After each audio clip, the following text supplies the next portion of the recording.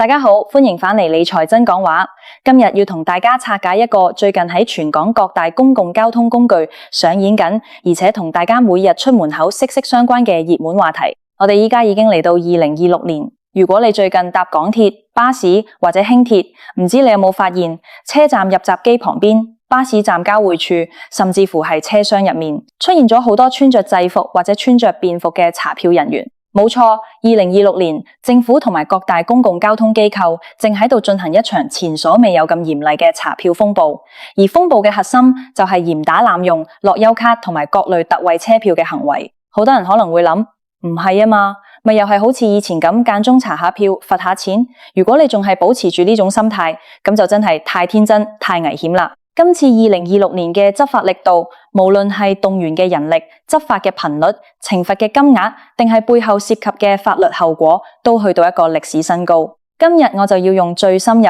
最貼地嘅角度，幫大家全方位剖析今次打擊濫用樂悠卡嘅最新政策，各種大家最容易踩中嘅出陷阱，同埋萬一遇到查票，應該點樣合法保障自己。大家一定要睇到最後，因為呢啲資訊隨時幫你慳返幾千蚊罰款，甚至免除一場刑事官司。如果你覺得呢集內容有用，記得即刻 like、share 俾身邊嘅屋企人同朋友，仲要訂閱我哋嘅頻道。我哋先嚟回顧一下，究竟呢張樂悠卡係點樣變成本港公共交通執法嘅重點對象。大家都知道，政府以前推行嘅2元優惠計劃，最初係俾65歲或以上嘅長者使用。當時長者只需要買一張俗稱長者八達通嘅匿名彩色卡，就可以享受2蚊搭車嘅優惠。但係正正因為舊款長者卡係匿名嘅，卡上面冇相片、冇姓名，結果造成咗極之嚴重嘅漏洞。好多30歲、40歲甚至20幾歲嘅打工仔偷用屋企長者嘅卡入閘，又或者喺市面上買非法嘅長者卡嚟搭車。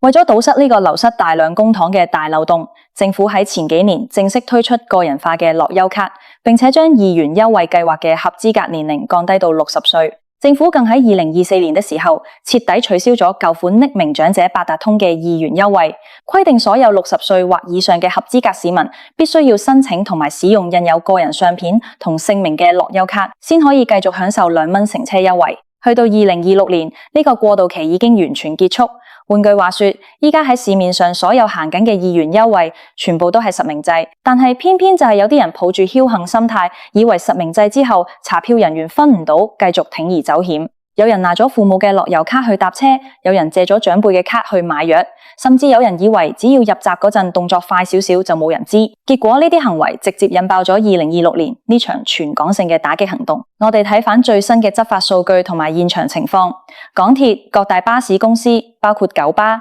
城巴以及渡輪公司，喺2026年都全面升級咗佢哋嘅附例執行隊同埋特檢小組。依家嘅查票方式已經唔再係以前固定站喺閘口等你自己撞落嚟，而係採取組合拳策略。第一種係便衣隱形執法，查票人員穿着普通市民嘅衣服，混喺人流入面，特別係喺早晚返工放工嘅繁忙時間，觀察入閘機嘅燈號。大家知唔知道，當你用樂悠卡或者長者特惠卡入閘嘅時候，入閘機上面嘅提示燈係會閃爍特定嘅顏色，同埋發出特別嘅聲響。便衣人員一睇到燈號，再望一眼入閘者嘅外貌，如果發現一個睇落只有30歲或者40歲嘅年輕人或者中年人，用咗顯示為60歲以上長者嘅樂悠卡入閘，就會即時喺閘內將佢截停。第二種係跨機構聯合包抄，喺各大轉車站，例如紅磡站、金鐘站、九龍塘站、觀塘站以及各大巴士總站，港鐵特檢隊會聯同警方甚至交通督導員進行聯合執法。佢哋會喺出閘口或者巴士落車點形成一道包圍網，一次過檢查幾十甚至上百名乘客嘅車票。第三種更厲害，係利用大數據同智能分析。依家嘅車務系統非常聰明，如果你將樂悠卡喺5分鐘前喺上水入閘，5分鐘後突然喺中環出閘，又或者一張樂悠卡喺1小時內出現喺2個距離極遠嘅車站入閘，系統就會自動發出異常警示。執法隊伍嘅手提裝置會即時收到通知，喺目標車站嘅出口等你。講到呢度，好多觀眾可能會問，如果真係被查到濫用樂悠卡，後果究竟有幾嚴重？係咪只係補返車費就算？答案係絕對唔係補車費咁簡單。如果你喺港鐵範圍內被發現非合資格人士使用樂悠卡或者特惠車票，根據港鐵附例，查票人員會即時向你發出附加費徵費通知書。目前港鐵重鐵網絡嘅附加費已經高達1000港元，而輕鐵同港鐵巴士嘅附加費亦都要370港元。1000蚊附加費對於好多打工仔嚟講，可能係成個星期嘅錢或者幾日嘅薪水，就咁因為貪幾蚊幾毫而雙手奉還。但係大家千祈唔好以為俾咗1000蚊附加費就完事，呢個係好多人最大嘅誤解。附加費只係港鐵依據民事合約條款向你收取嘅違約罰款，並不代表民事或者刑事法律責任嘅完結。如果執法人員認為你係故意濫用，即係有預謀、明知故犯咁使用他人嘅樂悠咭，港鐵或者巴士公司係有權，而且喺2026年嘅最新指引下，係被鼓勵直接報警處理。一旦警察到場，性質就會由違反交通附例瞬間升格為刑事罪行。喺香港法例之下，濫用他人嘅樂悠咭搭車，最常被控告嘅罪名係盜竊罪條例第18A 條嘅以欺騙手段取得服務，或者第16A 條嘅欺詐罪，甚至係使用虛假文書。大家唔好以為呢啲罪名好遙遠，喺2026年嘅法庭判例入面，已經有唔少因為用家人樂悠咭搭車而被定罪嘅真實個案。欺詐罪喺香港係非常嚴重嘅刑事罪行，最高刑罰可以判處監禁14年。雖然一般初犯涉及金額幾十蚊嘅個案，法庭可能會判處社會服務令、罰款或者感化令，但係最致命嘅係你會留有刑事案底。一個原本有正當職業嘅打工仔，甚至係剛畢業嘅年輕人，因為貪圖幾蚊車費，偷用咗屋企60歲以上長者嘅樂悠咭，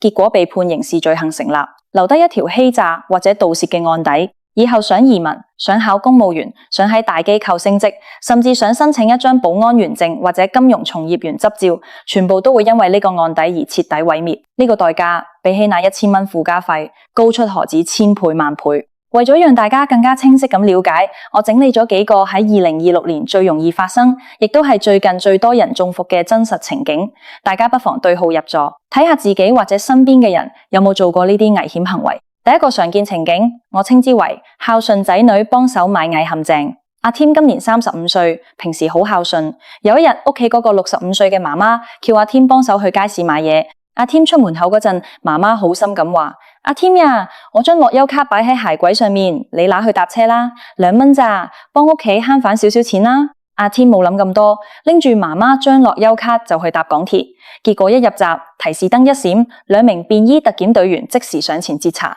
阿添仲好客氣咁解釋：呢張係我媽媽嘅卡，我幫佢去摸海咋，唔係偷效。結果點？查票員即時開出告票，罰款1000蚊附加費，並且因為阿添承認咗自己知道呢張係樂悠咭，仲要使用。港鐵直接傳召警員到場，阿添最終被落案起訴，以欺騙手段取得服務。喺法律上面，樂悠咭係嚴禁轉讓同埋借用嘅。無論你嘅動機係咪幫家人辦事，無論你媽媽係咪同意借俾你，只要你唔係卡上面嗰個年滿60歲嘅持有人，你使用佢就係違法。第二個常見情景係誤觸疊卡陷阱，呢個真係極度無辜，但係喺2026年嘅執法風暴入面，一樣有人因而惹上麻煩。陳小姐今年40歲，佢自己有一張普通成人八達通，同時因為佢要幫70歲嘅爸爸辦理日常雜務，身上亦都帶住爸爸張樂悠咭。陳小姐習慣將所有卡一齊擺喺銀包入面，有一日佢入閘嗰陣，直接將整個銀包拍落入閘機度，點知入閘機嘅感應器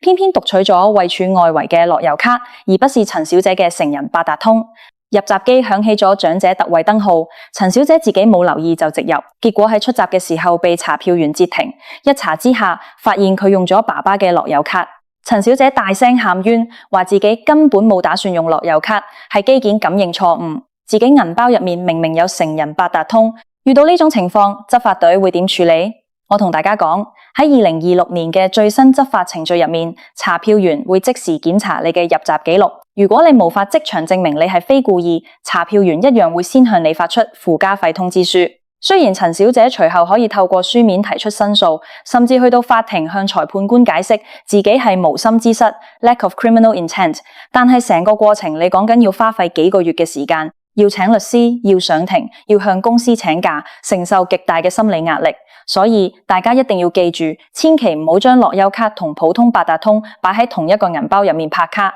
第三個常見情景係臨界年齡陷阱。李先生今年59歲，仲差幾個月就滿60歲。佢見身邊嘅朋友陸續收到樂悠咭，佢自己亦都提前收到咗申請批核嘅樂悠咭。李先生心諗，反正我都快60歲啦，張卡又印住我個名同我張相，提早幾個月用應該冇問題啦。結果佢拿住張樂悠卡去搭車，喺車站被查票員截查，核對佢嘅身份證，發現佢要到2026年嘅12月先正式滿60歲。執法人員即時認定佢未合乎議員優惠計劃嘅法定年齡要求，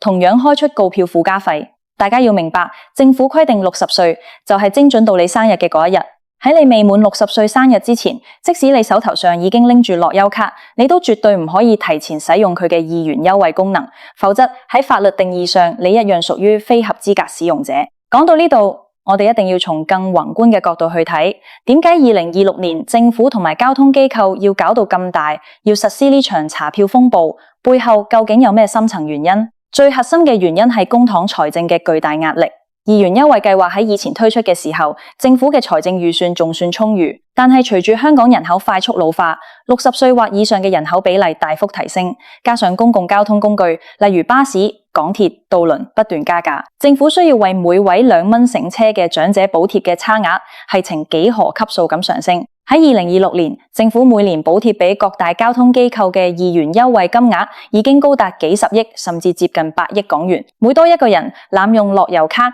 就等於直接喺政府嘅庫房、喺納稅人嘅口袋入面偷錢。社會上有好多聲音，甚至要求政府檢討議員優惠計劃，建議將年齡門檻由60歲重新提高到65歲，或者設定每個月嘅搭車上限，例如每個月只能搭100次。政府為了保住呢個深受老人家歡迎嘅良政善策，為了唔好讓議員優惠計劃因為財政赤字而被迫撤回或者大幅閹割，唯一可以做嘅就係嚴厲執法，斬斷黑手。只有徹底消除濫用，將每一分公帑都用喺真正合資格嘅60歲或以上長者同埋殘疾人士身上，呢個制度先可以永續運行落去。所以大家一定要明白，嚴打濫用唔單止係執法問題，更係關乎成個香港社會福利可持續性嘅大問題。咁樣喺呢場2026年嘅查票風暴之下，我哋作為普通市民、作為仔女、作為老人家，究竟應該點樣自保？點樣確保自己唔會誤墮法網？我喺度為大家提供幾個非常實用嘅建議。第一，實施卡片分開管理。如果你屋企有60歲或以上嘅長者，或者你本身係照顧者，身上需要帶住長輩嘅樂悠卡，請你務必將樂悠卡同你個人嘅普通八達通、信用卡分開存放，切忌擺喺同一個銀包或者同一個手機卡套入面。每次搭車拍卡之前，一定要睇清楚自己拎出嚟嘅係邊一張卡，呢個小動作可以幫你避開90%以上嘅誤觸爭議。第二，做好家庭長者宣傳。好多老人家思想好傳統，覺得我同我仔女一家人，我張卡俾佢用下有咩所謂，慳得幾蚊得幾蚊啦。大家返到屋企一定要好嚴肅咁同屋企嘅長者講清楚個利害關係，話俾佢哋知，借張樂悠卡俾仔女或者孫仔用，唔係幫佢哋，而係害緊佢哋。萬一被抓到，仔女要罰1000蚊事小，留案底坐牢事大。老人家一聽到會害到仔女留案底，就絕對唔會再敢出借樂悠卡。第三，注意樂悠卡嘅妥善保管。萬一你嘅樂悠卡不慎遺失，請你即時第一時間透過八達通公司嘅熱線或者手機應用程式進行報失。因為樂悠卡係實名制嘅，如果有人拾獲你嘅樂悠卡並拿去濫用搭車，而你又冇及時報失，當執法隊追查到張卡嘅持有人時，你可能需要花費大量時間去向警方解釋自己同該名濫用者無關。即時報失可以喺法律上為你提供最強大嘅免責證明。第四，萬一遇到查票，保持冷靜同合作。如果喺車站或者車廂入面遇到查票人員，無論你係被隨機抽查，定係因為系統誤報而被截停，請記住一定要保持冷靜，千萬唔好情緒激動，更加唔好嘗試逃跑或者同執法人員發生肢體碰撞。因為喺港鐵附例入面，阻礙執法隊員執行職務或者拒絕提供個人資料，本身就已經係一項獨立嘅罪行，而且可以被即時拘捕。如果你真係無心之失，例如拍錯卡，你應該禮貌地向執法人員說明情況，展示你銀包入面嘅成人八達通同埋扣款記錄，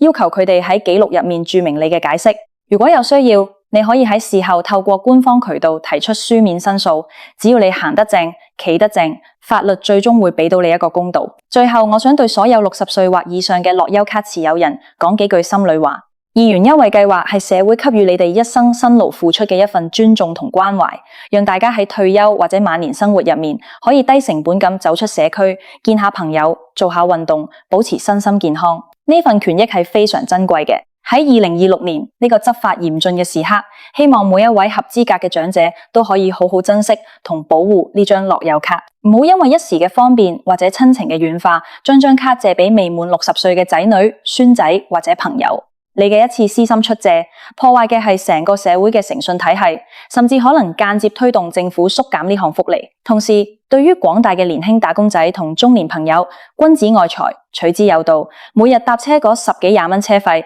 係我哋作為公民應有嘅負擔。靠偷用樂悠卡慳返嚟嘅錢，買唔到尊嚴，更加買唔返你嘅清白同前途。喺呢場2026年嚴打濫用樂悠卡嘅風暴入面，希望大家都可以引以為戒，遵紀守法，共同維護一個公平有序嘅公共交通環境。今日嘅分享就到呢度，多謝大家嘅收聽同支持。如果你對2026年嘅樂悠卡政策或者查票執法有任何睇法，或者你有親身經歷過查票嘅過程，歡迎喺下方留言區同大家分享同討論。記得按讚、訂閱同開啟小鈴鐺，我哋下集再見。